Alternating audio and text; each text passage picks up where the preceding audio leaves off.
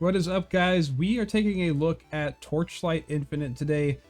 This is a game that is currently in beta phase on TapTap. It's just, I don't know the whole situation of where this is going to release or anything like that, but this game right now, this is just a TapTap exclusive kind of download. There's Torchlight 1, Torchlight 2, Torchlight 3 released semi-recently, and they finally have done a mobile variant. Now, this game is developed by xdinc, which is the same people that do like Ragnarok M. This is also going to be published by perfectworld, and you've got this choice of 4 classes when you go into the game. Now, this isn't like a gacha game. This is like a full-on mobile Torchlight experience. At least that's what they were going for. And when you go in here, you get to go in and pick from one of these starting 4 characters, and then you just hop into the adventure and it starts to take you through a tutorial. So just wanted to do a brief little first look at it. I had a chance to play it a little bit today, and I just wanted to give my thoughts on what was going on here. But giving this little preview of characters here, it's got this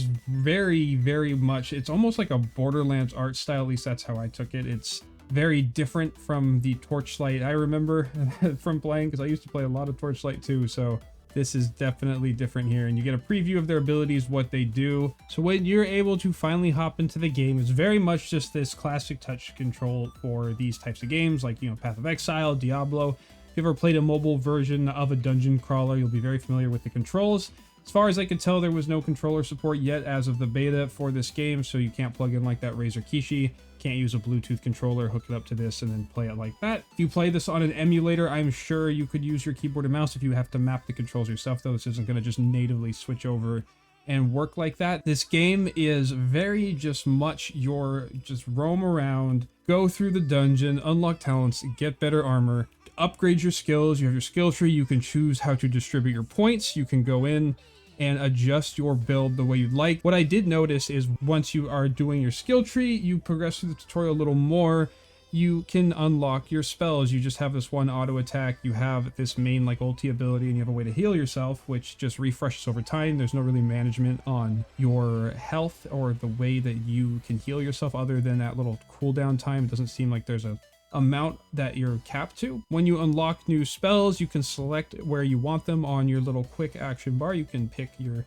abilities, you can place them wherever is most convenient for you. You can then move into the world using your new abilities. You play through the tutorial, continue going through, get little cutscenes here and there. It's nice. It is visually pretty clean for a mobile game, like holding this in my hand on my phone, playing this game, activating the skills, fighting these enemies. You definitely can see that it is very smooth. My phone did get extremely hot playing this game, but it is something that I might try again on an emulator. As of right now, playing it just on the phone, it was definitely this weird feeling. But you can cast the spells, they're on timed cooldowns, they consume mana, you can use all these different abilities, you can activate your little special torchlight meter. This is fluid combat, but I do know this is a tutorial that's supposed to teach you how to play and get you leveled up, get you more skills. The gear does drop from the bosses. You can select the gear from your inventory. You can equip different gear and slowly upgrade your DPS. You can skill out your character to better play the build that you're skilling your skill tree towards. So it's a little bit of customization there.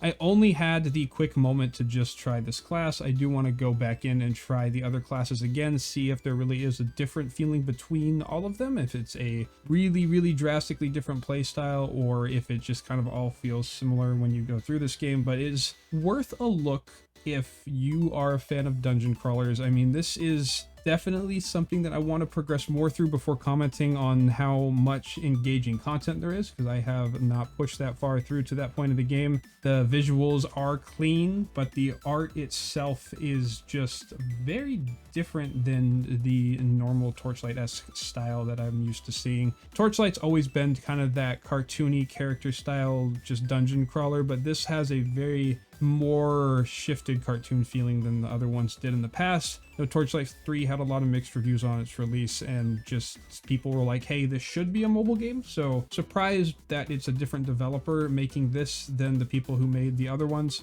Definitely shows when you look at this game and you just kind of see how it feels. This being a mobile game, I expected there to be some way to like quick equip armor or stuff like that, but you just manually can pick it out. You can see its stats. It will show you what kind of resistances it has. You can get outfits to go over your gear in this game. There's a lot of hidden stuff going on in the background, but something I'm going to keep diving in for. I recommend trying it if you like dungeon crawlers. I know the meme itself is coming one day. The diabloimmortal that's going to release at one point in time, and it's going to compete with games like this. This is going to be its competitor, and people have memed that game into destruction, but it will release. I mean, I've seen beta gameplay on it recently. It's actually coming still. So I'm curious to see how this holds up with the competitors like that in the long run. There are microtransactions in this. You get skins for your characters. I do want to play this game a little more to see if there's some kind of progression wall that you hit after a while. It will definitely be curious to see how that pans out once you get into the later game, because it's very straightforward in the beginning. You're just using your abilities,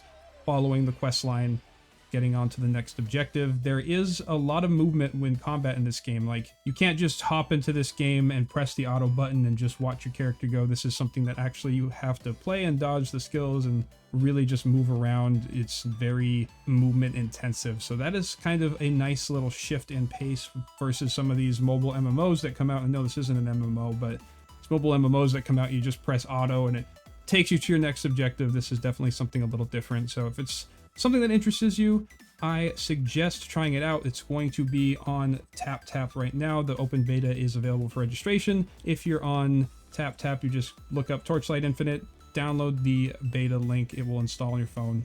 Be good to go. So let me know what you guys think. We'll see you guys in the next video. Peace.